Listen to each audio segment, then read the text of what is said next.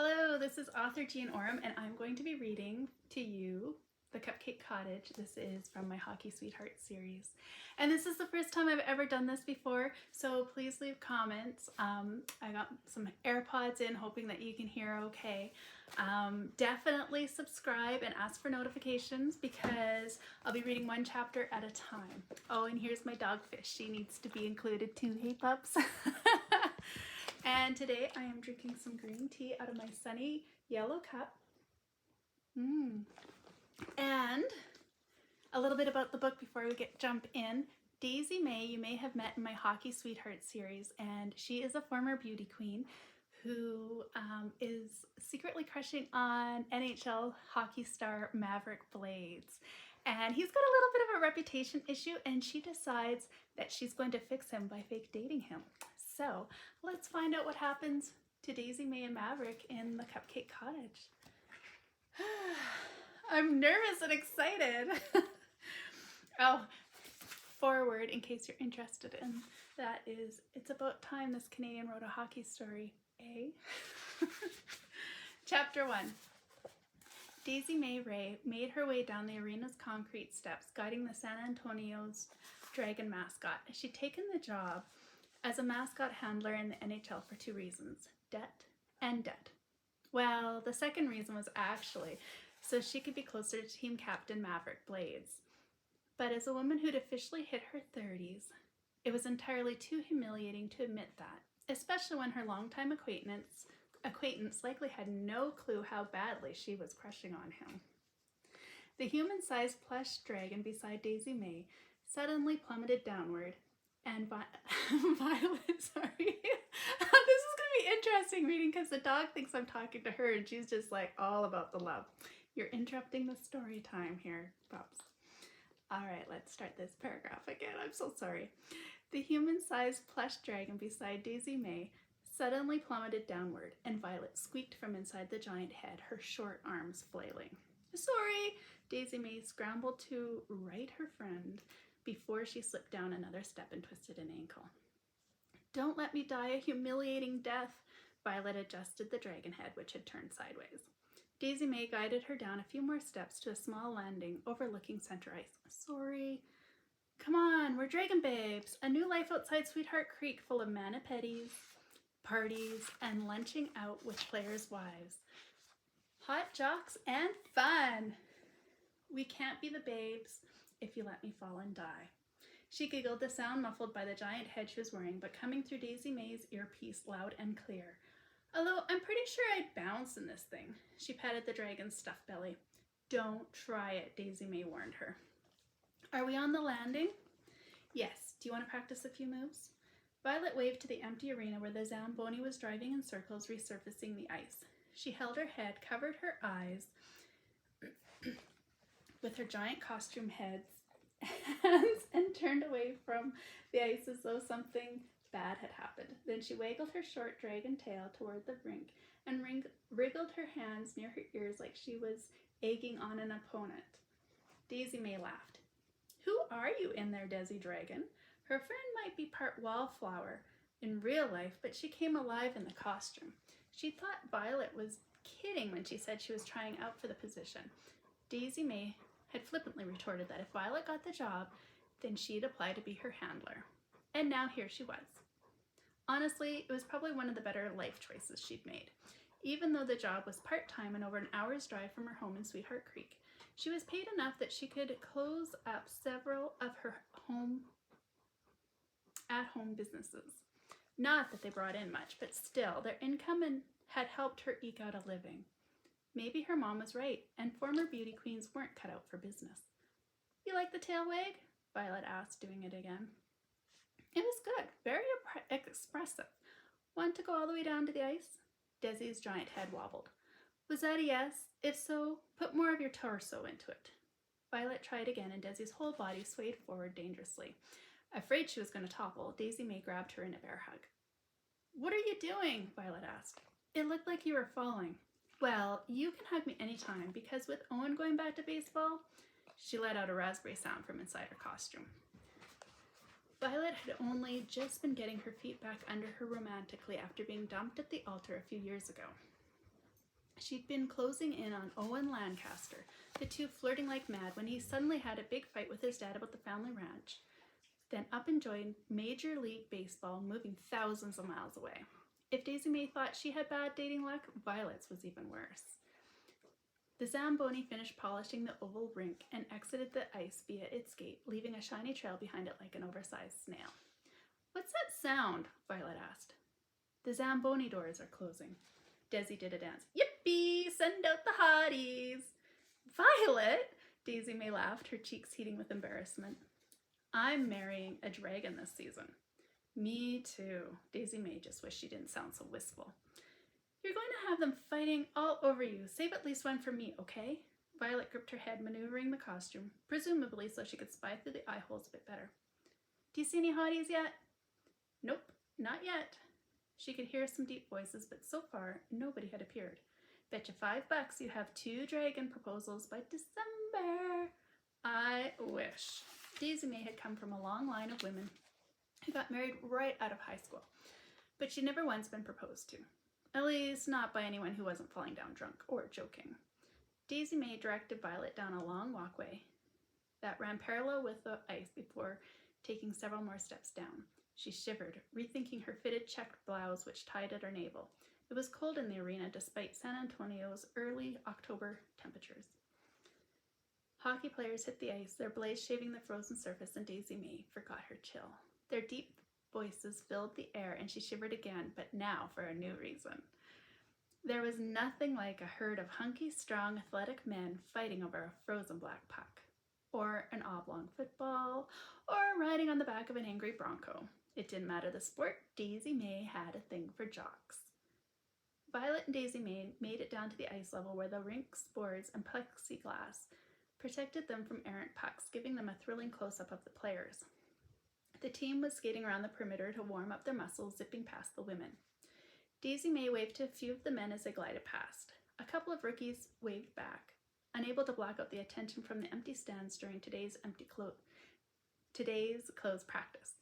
Daisy-Mae scanned the men, searching for their captain, Maverick Blades. She had a secret teensy growing fantasy where he'd spot her in the stands and his pale blue eyes would lock on hers. A private moment would pass between them, and she'd feel as though he truly saw her amid the hubbub as the game roared on. Weeks later, he'd casually ask her out for dinner, then an awards banquet where he would get another plaque or golden hockey stick or whatever players won. He'd break his "don't date them twice" rule, and they'd become inseparable. Soon after, he would propose to her on center ice after winning a cup. Everyone would be celebrating, but he'd ignore it all, take off his helmet, and get down on one knee. His gorgeous eyes with those ridiculous dark lashes would meet her, and he'd say, "I can't see." "What?" "I can't see." Violet sounded like a toddler about to have a meltdown. Daisy-Mae quickly adjusted Violet's head, shifting it back into place. "Better?" Violet waved at the passing men, continuing through the routine she'd learned during her training. "You'd think the ice would melt. The men are so hot." Daisy-Mae laughed, and she scanned the players.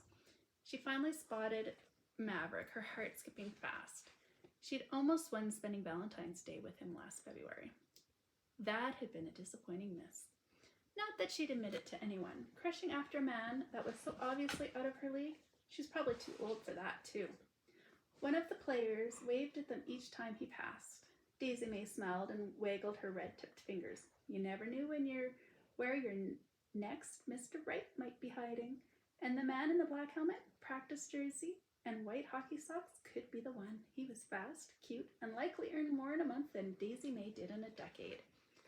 "Was that Leo?" Violet asked. "I don't know. He used to be a bull rider." "Are you crushing on him?" "Nah, he's just a friend." How had she even had the time to befriend players already? Possibly Leo came around again as Violet practiced some of her dance moves, bumping into Daisy-Mae, who laughed as she nearly fell into one of the seats. On the next pass, Maverick closed in behind him. The player slowed slightly, calling out a "Hello, ladies!" Maverick, his stick held in both hands, used it to gently push the man's back. Daisy-Mae heard Maverick's gruff voice telling the man to focus. Violet turned to Daisy-Mae. "Was that Maverick? What did he say?" "Focus." "I want to know what he said." said, she said in a pouty voice. That is what he said. He told him to focus. Told you, proposals by Christmas, Violet said triumphantly. But seriously, they were nuts putting Maverick front and center as captain after all that bad press. He has the most experience, is the best defender in the division, made all-star when he was playing for... Do you know those kinds of facts about everyone on the team, or just your ex's BFF? And he can bring a team together, Daisy-Mae said, her heart hammering. He got traded because the Dragons need him. And no, she did not know any stats about any of the other Dragons. He didn't get traded. He got the boot because of the Lafayette mess. They had to get rid of him even though he's strong. Daisy-Mae clamped her mouth shut. There was no way the rumors about Maverick and the Blur's owner's wife were even close to true. Women falling over Mav? Yeah, that was 100% legit. But him getting involved with a married woman? No way. His mama had raised him right, and he had Texas honor ground into his soul. Some might argue that money and fame could corrupt anyone, but she knew it couldn't change Maverick. That would be as easy as changing the direction of the sunset. It just wasn't going to happen. I heard they didn't have a choice whether to accept him, Violet continued. Forced trade. You know, the team's publicists really need to do their job. Don't you dare fall for him, Violet chirped. That man needs some serious work or he will break your heart. He hasn't been seen with the same woman twice, other than what's-her-face, Mary Chicken, and that introvert from a few years ago. He's the kind of man your mom warns you about. My mom warns me about all the men who don't propose after 3 dates. And Lafayette was bad news right from the start. The Blur's owner is as sketchy as... she shuddered, thinking about the vibes Adwin Kendrick gave off.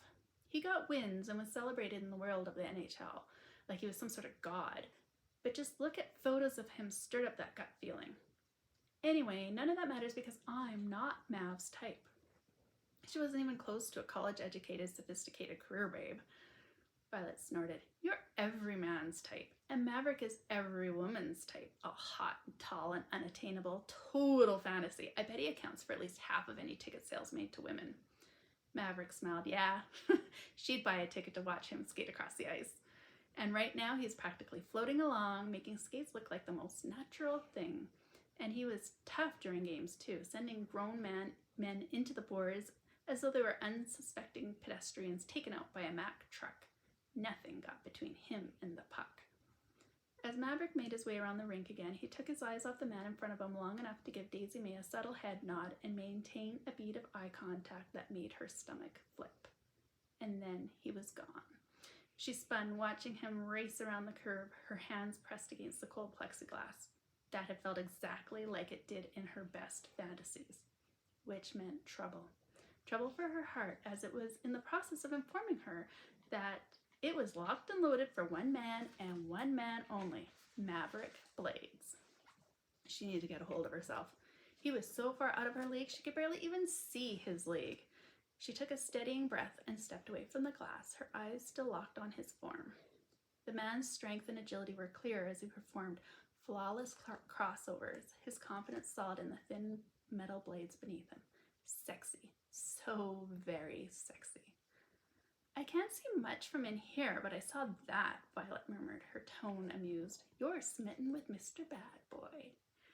Daisy-Mae cleared her throat and tried to school her expression, certain she was close to drooling. But she couldn't seem to shake the overpowering thought that kept running through her mind. She needed to fix number 53's reputation and then maybe, just maybe, make him hers.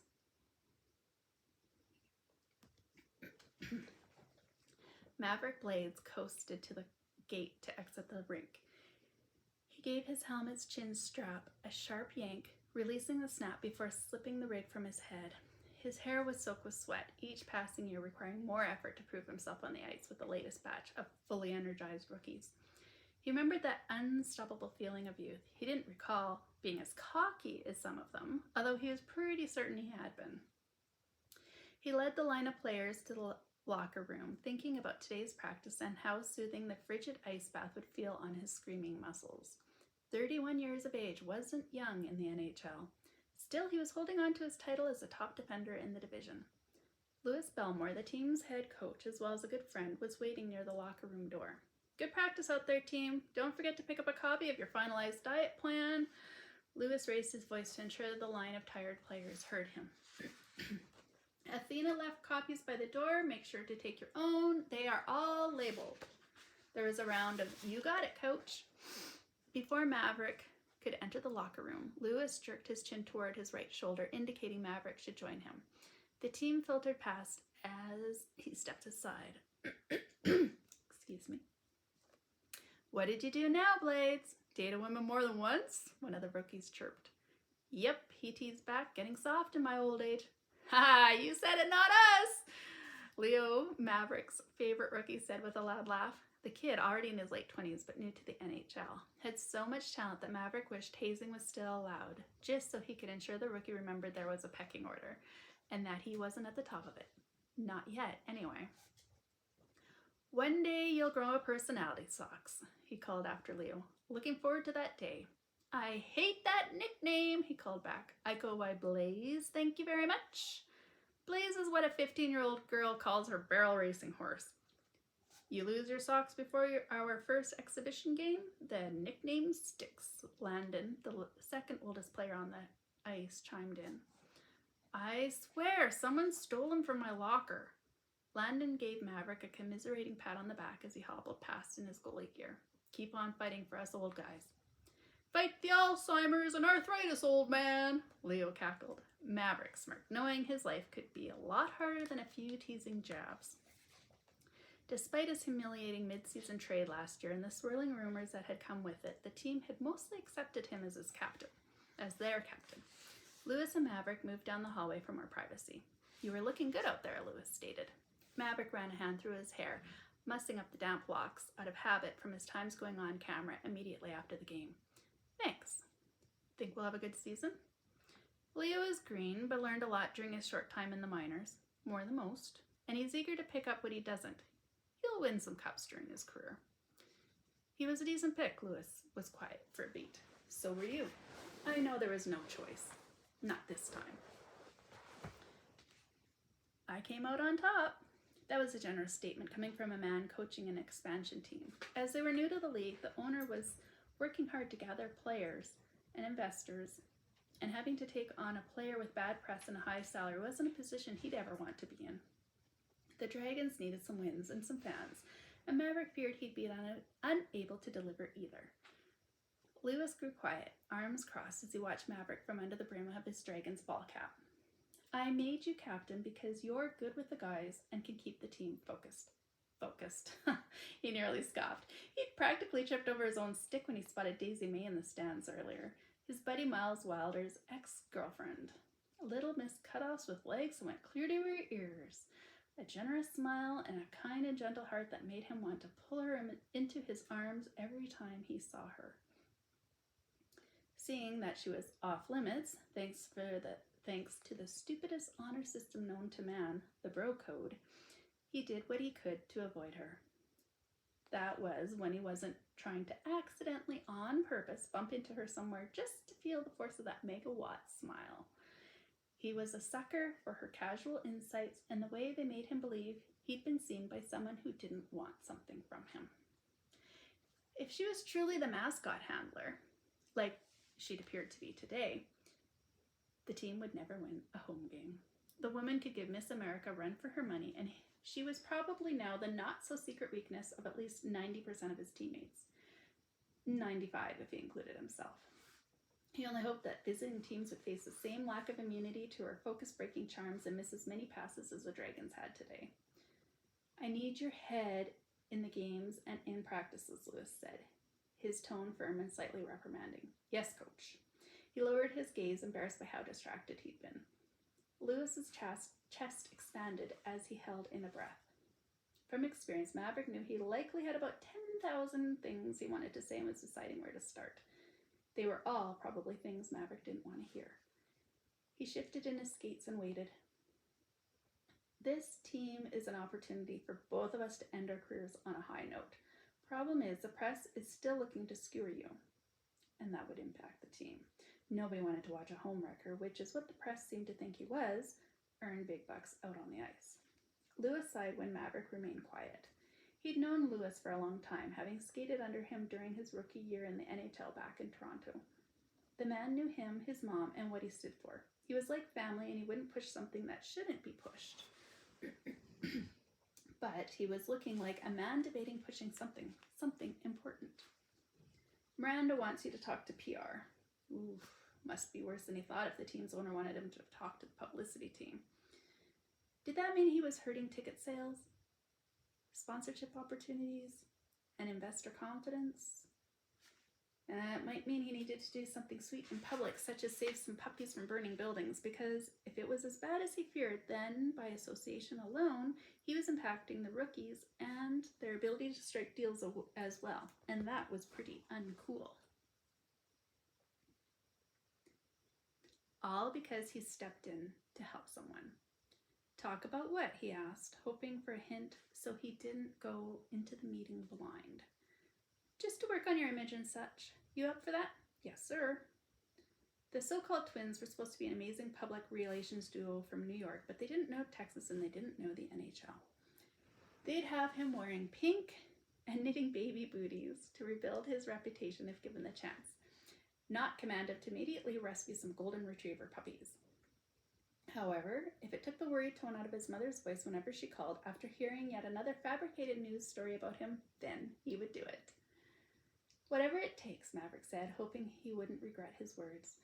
Are you willing to share your side of the story from Lafayette? You know I can't, not without hurting someone. Rihanna seems to be okay with you suffering damage.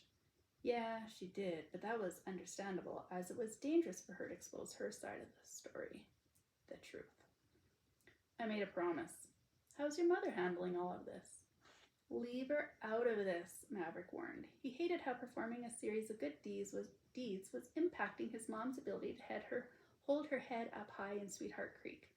He often lay awake at night trying to rebuild the past or find a new way through the mess with Rihanna that didn't lead to his negative new image.